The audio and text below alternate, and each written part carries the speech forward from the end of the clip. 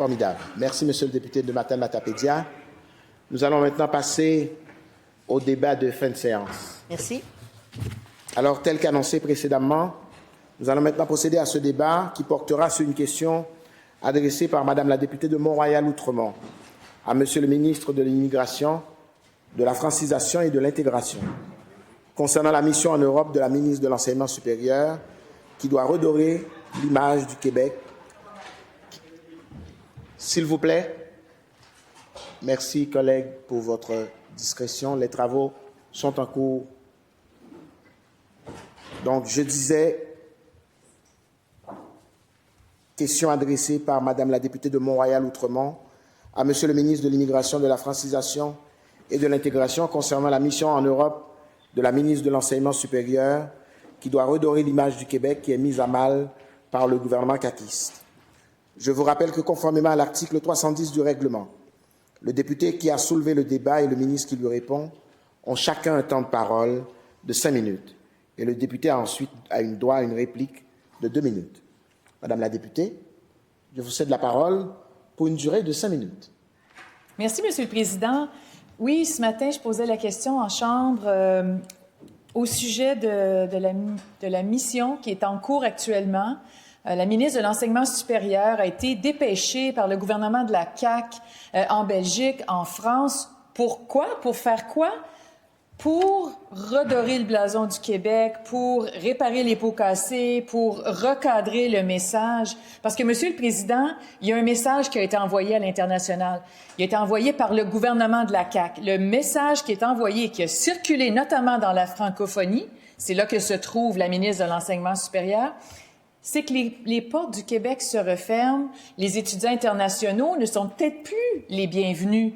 Alors ça, c'est le message du gouvernement de la CAQ qui a été envoyé dans les derniers mois, les dernières années, par leurs propres mesures. Projet de loi 74, les quotas imposés, l'abolition du PEC. Donc, problème créé par la CAQ. Aujourd'hui, on envoie la ministre de l'Enseignement supérieur en Europe dire « Mais non, revenez, on veut vous avoir, on veut augmenter les chiffres. » J'avais même entendu en Chambre avouer que les étudiants internationaux sont importants, qu'on en a besoin, qu'il faut donc travailler, imaginez-vous, à ce que les universités puissent maintenant rencontrer les quotas qu'on leur a imposés. C'est un exemple classique de l'improvisation caquiste, créer un enjeu, ne pas écouter, adopter des mesures qui ne sont pas réfléchies à fond et ensuite partir en mission pour réparer les pots cassés. La réponse que j'ai reçue du ministre a été plutôt décevante parce que le ministre de l'Immigration a parlé uniquement, donc, de l'enjeu. Oui, il y avait un enjeu avec certains collèges professionnels. Il y avait des pratiques, certaines pratiques abusives, où il y avait trop d'étudiants internationaux qui venaient, mais qui étudiaient pas finalement, et ces personnes-là devenaient, dans certains cas, des demandeurs d'asile. Il y avait un enjeu bien ciblé, bien circonscrit à corriger, mais la CAQ, fidèle à elle-même, avec ses mesures mur à mur, et c'est pas juste moi qui le disais, là, c'était les recteurs d'université qui parlaient d'une seule voix. Les cégeps disaient « Attention, attardez-vous à la problématique bien ciblée, venez pas nuire à tout l'écosystème, notre précieux écosystème universitaire et nos cégeps. On a besoin des étudiants internationaux. Ils sont recrutés de façon réfléchie, chirurgicale, en continu. Faites bien attention à vos mesures parce qu'en voulant corriger une petite poque sur la voiture, vous allez mettre le feu à la voiture. Essentiellement, c'est ce qui est arrivé. La CAQ a été avertie, ils n'ont pas écouté, ils sont allés de l'avant avec des mesures, puis là, aujourd'hui, ils veulent réparer les pots cassés. Il y a un article intéressant que j'ai soulevé l'an dernier au Crédit. Imaginez-vous, la CAQ a octroyé un nombre de CAQ, donc de certificats d'acceptation du Québec, dans le cadre de ce décret qui a été émis avec les différents quotas. La CAQ a octroyé plus de CAQ à un établissement privé, Collège supérieur de Montréal, 8 966. C'est plus que le nombre de CAQ qu'a reçu l'UQAM avec 7 600, l'Université Laval avec 8 200, l'Université McGill avec 5 000. Comment la CAQ peut-elle justifier qu'un collège privé reçoive plus que ces universités? Il y a eu d'ailleurs un article de presse à ce sujet-là. Donc, encore une fois, Monsieur le Président, des incohérences avec le gouvernement de la CAQ, des mesures qui ne sont pas réfléchies, de nous dire à nous, vous les libéraux, on sait bien, vous ouvrez les vannes, vous voulez pas qu'on vienne encadrer la problématique. C'est faux, Monsieur le Président.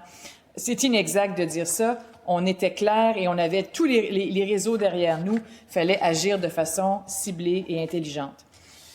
Nos cégeps et nos universités demandaient clairement d'être exclus des mesures proposées. Le gouvernement est allé de l'avant, bien averti. Et pendant toute l'étude du projet de loi 74 et l'imposition des quotas, la ministre de l'Enseignement supérieur brillait par son absence, n'a pas été là pour défendre les réseaux. Elle était même en contradiction avec son propre plan stratégique qui prévoit le recrutement à l'international, où on dit clairement qu'on veut attirer les talents. On a ce texte-là dans le plan stratégique, mais on envoie un message complètement contraire. Et les conséquences sont là, Monsieur le Président. Chute des admissions, mauvaise presse à l'international, notre attractivité en recul. Il y a un impact sur la recherche, sur l'innovation ici au Québec, donc sur notre économie. Je vais poursuivre tout à l'heure, mais encore une fois, la CAQ crée le problème et ensuite tente de le résoudre. Merci, Madame la députée de Montréal-Outremont. Monsieur le ministre, je vous cède la parole et vous rappelle que vous disposez de 5 minutes. Merci bien, Madame la Présidente. Il faut de dire que notre gouvernement... Excusez-moi, Monsieur le Président, je m'excuse. Il faut dire que c'est notre gouvernement qui est le problème. Le problème, je vous dirais, de la perte de contrôle, de l'arrivée d'étudiants étrangers, internationaux, c'est arrivé sur les gouvernements précédents, avant nous, pas parce qu'on ne veut pas d'étudiants étrangers ou internationaux, on veut être certain de garder ouverts nos programmes, de garder la vitalité de nos secteurs de recherche, donc dans les universités et les cycles supérieurs, c'est extrêmement important.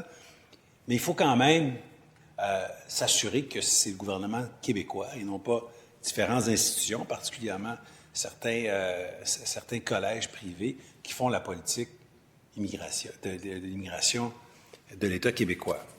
Une revue de presse qui démontre qu'il était absolument nécessaire d'agir quand nous avons adopté la loi 74 en décembre 2024. Si j'ai un texte de la presse qui parle d'une lanceuse d'alerte qui a dit, une lanceuse d'alerte de l'ENAP, qui a dit, je la cite, c'est dans la presse, là, plus de 95% des demandes venaient de 2 pays, soit l'Algérie et Haïti. Pour la majorité, il était impossible de valider l'authenticité des diplômes et des relevés de notes. Ces gens étaient supposés parler français, mais dans les faits, ils ne comprenaient pas ce qu'on disait. Ils n'étaient pas à même de comprendre le cheminement académique de leur programme et certains m'abordaient en me demandant « C'est quoi, au juste, l'ENAP, madame? » Si j'écoute les libéraux, il ne fallait pas agir. Un autre texte de la presse qui parle d'un rapport interne de l'Agence des services frontaliers du Canada qui dit qu'il y avait des enjeux. Mais là, c'est l'Agence des services frontaliers du Canada qui dit qu'il y a quelque chose à faire. Un texte de la presse qui disait, le titre, « Les demandes d'asile d'étudiants étrangers explosent au Québec ».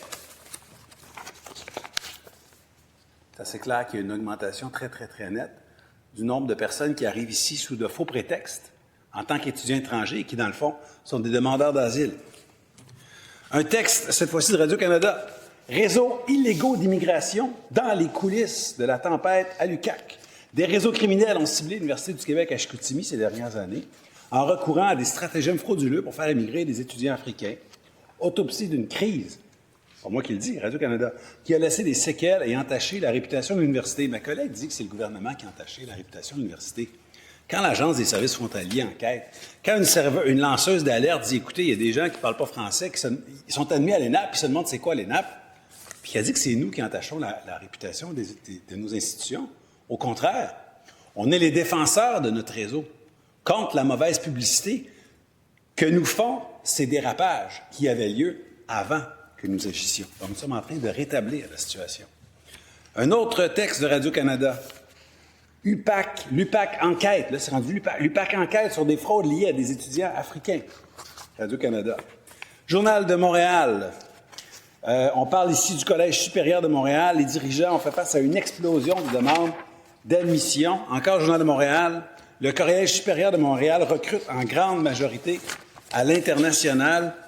Le Collège supérieur de Montréal, situé au cœur du centre-ville, accueille une minorité d'étudiants québécois.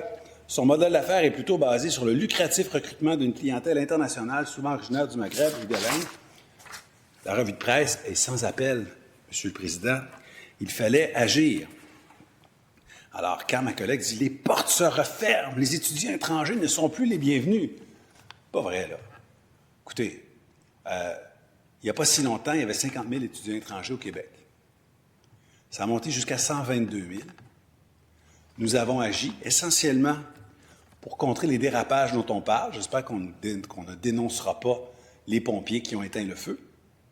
Et on préserve la capacité de recherche, on préserve nos cégeps en région, on préserve les programmes dans nos cégeps et nos universités en région pour éviter que, faute d'étudiants étrangers, un programme ferme, qu'on soit obligé de mettre à pied des gens qui sont importants dans nos institutions, et ce qu'on veut surtout pas, c'est que des programmes ferment en région et que des gens en région, n'ayant plus accès à ce programme maintenu en vie grâce aux étudiants étrangers, ne puissent plus étudier, renoncent à leur projet d'études ou doivent aller en ville, puis peut-être ne reviendront pas.